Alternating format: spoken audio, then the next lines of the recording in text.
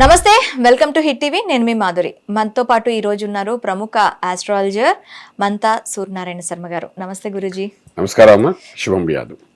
గురూజీ, ఈ మధ్య కాలంలో జ్యోతిష్యం మీద చాలా వరకు బురద చల్లే కార్యక్రమం, లేదంటే కొంతమంది చేసినవి కూడా మాకు ఫలించట్లేదు, ఫలిత జ్యోతిష్యం అనేదే బూటకం, ఫలిత జ్యోతిష్యం లేదు అని చెప్పి అంటున్నారు.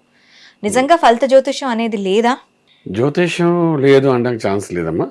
ఇది నా యొక్క అనుభవంతో చెప్పే విషయం ఏంటంటే, 4 వేదాలు ఎలాగుందో జ్యోతిష్యాన్ని 5వ వేదం కింద నేను భావిస్తాను. ఇది చెప్పాలంటే ఈ 4 వేదాల నుండి పుట్టుకొచ్చిన జ్యోతిష్యం అని అంటాను. కారణం ఏంటంటే, జ్యోతి అంటే వెలుగునిచ్చేది.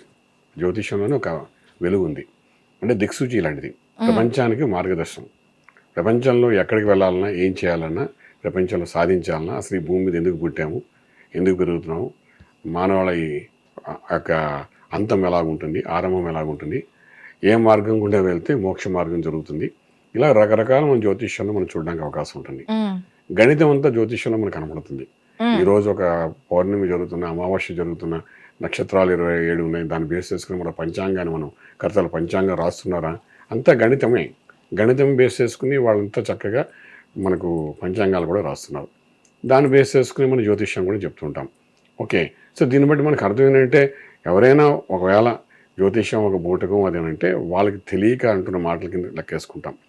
ఎందుకంటే ఫలిత జ్యోతిష్యం, జ్యోతిష్యాన్ని అనట్లేదు, ఫలిత జ్యోతిష్యాన్ని. ఫలిత జ్యోతిష్యం కూడా చెప్తానండి. ఫలితము అంటే చెప్పింది జరగడం, అంతే కదా. ఇప్పుడు పంచాంగంలో రాసింది ఏ విధంగా జరుగుతుందో రాసేస్తారు, పుస్తకాల్లో పెట్టేస్తారు. అమావాస్య, పౌర్ణమి, గడియలు, తిథులు అన్ని రాస్తారు చక్కగా. ఏ కాలంలో ఎటువంటి వర్షాలు పడతాయి ఇవన్నీ కూడా రాస్తారు. ఇవన్నీ ఏంటంటే ప్రామాణికంగా చూసి చెప్తారు. ఇంకా భౌగోళిక స్థితిగతులు చూసి, గ్రహాల యొక్క స్థితిగతులు బట్టి చెప్తారు. పూర్వకాలంలో ఏంటంటే ఇది ఒట్టిగా చెప్పేవారు. పూర్వం అంటే ఒక 400-500 సంవత్సరాల కింద వెళ్తే రాజుల కాలంలోని రాజుగారి దగ్గర ఒక మంత్రి ఉండేవాడు, ఓ జ్యోతిష్యుడు ఉండేవాడు. ఆ జ్యోతిష్యుడు ఏం చేసేవాడంటే ఆస్థాన విద్వాంసుడిలాగా ఉండేవాడు.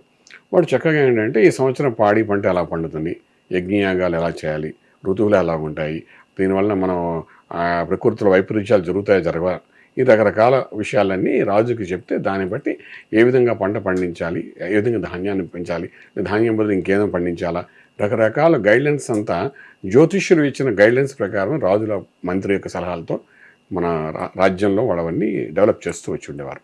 ఇది రాజుకు మట్టుకే ఉండేది. రాజు దగ్గర మంత్రి, రాజు దగ్గర ఒక జ్యోతిష్యుడు, ఆస్థాన జ్యోతిష్యుడు ఉండేవారు. సో వీళ్ళు ఏం చేసేవారంటే రాజ్యానికి సస్యశ్యామల కోసం పాటుపడే వ్యక్తులు వాళ్ళు. అప్పుడు వ్యక్తిగత జ్యోతిష్యం గురించి ఎక్కువగా మాట్లాడేవారు కాదు. ఏదైనా ఉంటే ఎవరికి అవసరం లేదు. ఇప్పుడు రాజు చక్కగా పరిపాలిస్తున్నప్పుడు ప్రజలకి జ్యోతిష్యంతో పని ఉంది ఇంకా. పూర్వకాలం ఇప్పుడైతే మనకు రకరకాల వ్యవహారాలు ఉన్నాయి, కానీ పూర్వకాలం ఏంటి, రాజు మంచి రాజు అయితే చాలు, వాడి ఇంటికి కావాల్సిన ప్రతి ఒక్క వస్తువు ఆ గ్రామంలో, వీధుల్లో, అన్ని చోట్ల వాళ్ళకి కావాల్సిన ఆహార పదార్థాలు ఏంటి ప్రతి ఒక్కరు దొరికే వాళ్ళకి. సో రాజు బాగుంటే చాలు, రాజ్యం బాగుండేది, అంతే కదా అప్పట్లోని. సో అప్పుడు ప్రతి ఒక్క ఇండివిజువల్ వ్యక్తి దగ్గరికి వాడు జ్యోతిష్యం తెలుసుకోవాల్సిన అవసరం ఉంది, వాడికి అవసరం పడేది కాదు. ఎందుకు, ఎవరున్నా రాజుగారి దర్బార్లో పనిచేసేవారు, వాళ్ళు ఏం పని చేసినా రాజుగారికి సమర్పించుకునేవారు. ఒకవేళ పంట పండించారా రాజుగారి యొక్క గుడాంకి ఇచ్చేవారు, లేకపోతే ఇంకేదైనా వస్తువు తయారు చేశారా రాజుగారి దగ్గర పెట్టేవారు, అది వాళ్ళు అమ్మేవారు, అక్కడే పెట్టి అమ్మేవారు. సో ఈ రకంగా ఏంటి, దేనికి కూడా వాళ్ళకి స్పెసిఫిక్గా నేను నా ఇండివిజువల్ జాతకం తెలుసుకోవాలి అని కానీ, తెలుసుకుని ముందుకు వెళ్ళాలని కానీ, అధిగమించి అనే ఆలోచన ఉండేది కాదు. రాజు పంట బాగుండేది. అదేనండి. అప్పుడు ఏంటంటే రాజుకు మట్టుకు ఎప్పుడైతే రాజ్యాన్ని వెళ్ళడానికి కావాల్సిన జ్యోతిష బలాన్ని తెలుసుకుంటూ ముందుకు వెళ్తూ రాజు ఒక్కరికి మాత్రం జ్యోతిష్యం చెప్పేవారు.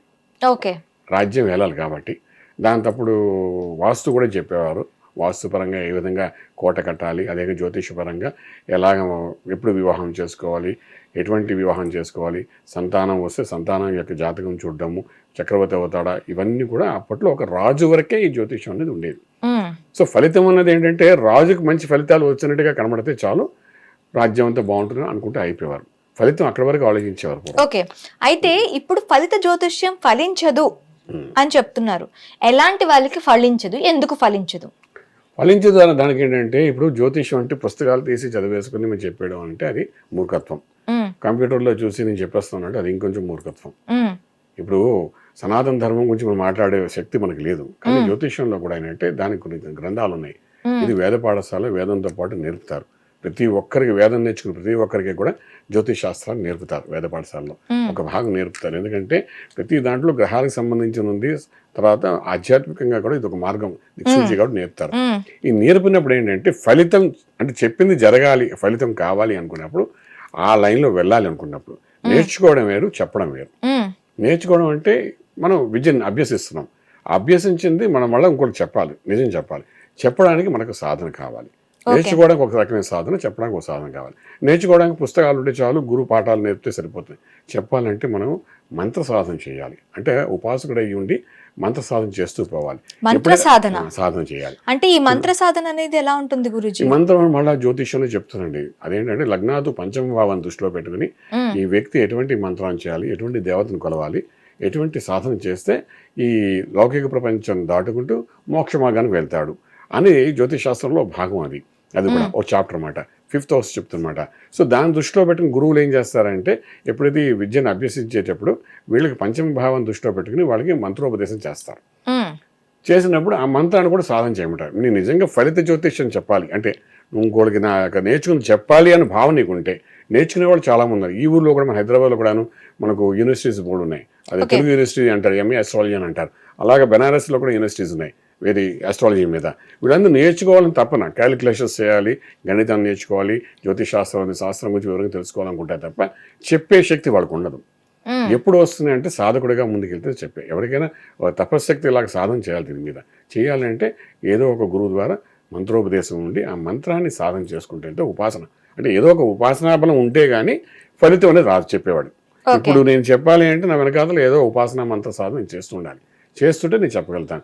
అది కాకుండా నేను ఇవేం మానేసి నేను ఏదో కంప్యూటర్లో చూశాను, నేను 2 నెలలు కోర్సు నేర్చుకున్నాను, 40 రోజులు ఒక కోర్సు నేర్చేసుకున్నాను, అది చేసేసుకుని ఏముంది మహర్దశ అంతర్దశ 12 రాసులు 9 గ్రహాలు 27 నక్షత్రాలు నాకు బట్టి వచ్చేసింది, ఇవి 2 కాంబినేషన్స్ ఏదో బుక్లో చూశాను, ఇది అవుతుందని చెప్పి ఇంకా అలా ఫాలో అయితే ఇట్స్ ఎ ఫులిష్ థింగ్.